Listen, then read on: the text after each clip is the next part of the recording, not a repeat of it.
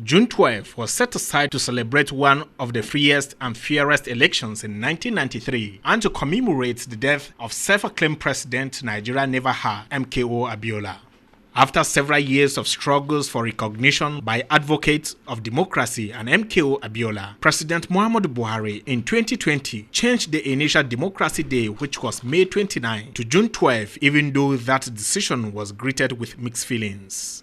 Notwithstanding, the day has come to stay, but Nigeria democracy still faces some challenges such as electoral fraud, insecurity, bad governance, unemployment, and corruption that are termed systemic. In the face of these challenges, how have leaders addressed these issues considering a call for secession in some quarters, coupled with nepotism and high level of insecurity across the country? In the light of the above, can one convincingly say that Nigeria Democracy Day is worth celebrating, borrowing the submissions and positions of believers of democracy that says that the worst democratic government is better than the military government? June 12th, yes, we commend the present government by actually moving from May 29 to June 12. But it's not worth celebrating. It's supposed to be an occasion for sober reflection. We have to go back and sit down. Where did we get it wrong?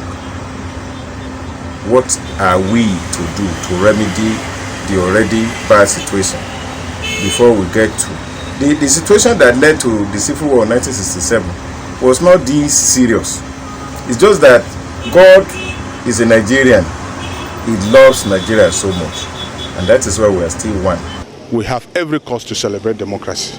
And one of the cardinal points that is so important in our state is that we are living witness with the dividends of democracy since the enthronement of our nascent democracy, which has gone a long way to the doorsteps of every citizen in the states and the country at large.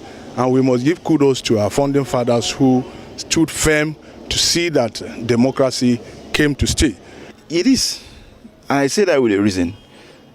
Of course, we know the world over, democracy seems to be the in thing, and to a large extent, it's more acceptable, for you to really belong in the community of nations. You have to have a democratic government in place. What are we celebrating? Okay. Is it the years that we have spent or the achievements we have recorded, at the course of these years? So if it is by number, or democracy is worth celebrating, so to say, but when we look at in terms of the achievements Nigeria have recorded, we could say that there are a lot of things we have to seriously sit down and reconsider. Know what is happening. You cannot talk about Nigeria today without coming face to face with the realities of insecurity in the country.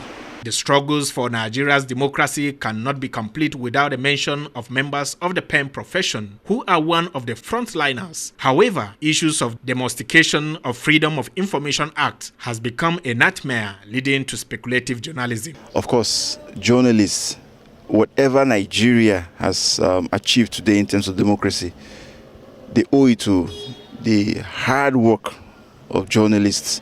Of course, during the military, in spite of everything, they stood their grounds, and to the glory of God and to the effort of the journalists, we have democracy today.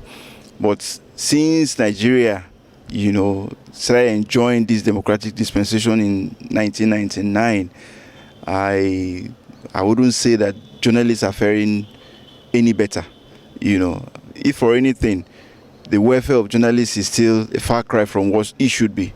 There's a lot that still needed to be done for journalists in Nigeria to really feel proud that, yes, the democracy that we enjoy today, is their handiwork. When we talk of journalists in the field of profession, their profession,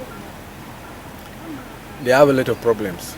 In spite of the Freedom of Information Bill, I was in the National Assembly for 4 years, and that bill was before the 8th National Assembly.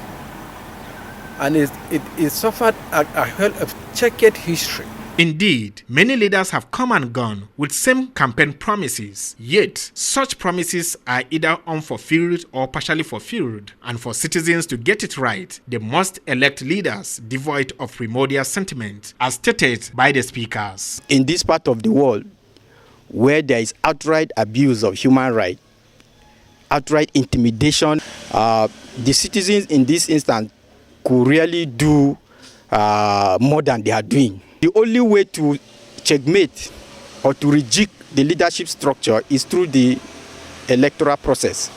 If they feel you're not doing well, the people have the power to vote you out. Well, to correct the narrative of this country, as democracy continues to prevail in our country, all hands must be on deck. It will not be only the leadership alone, but it is both the followership and the leadership. They have to crossbreed and cross-fertilize ideas so that they can change the narrative. They don't know how to keep their electioneering promises when they are voted into power.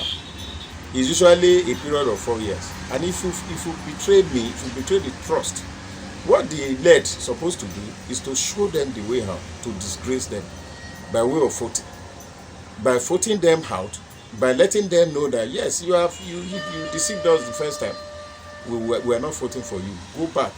Speakers are of the opinion that both the leaders and the led must redirect their priority, show primordial sentiment, and champion the cause of peace and unity of Nigeria that will bring growth and development to the nation. For MBS TV News, it's been Smart Josh reporting.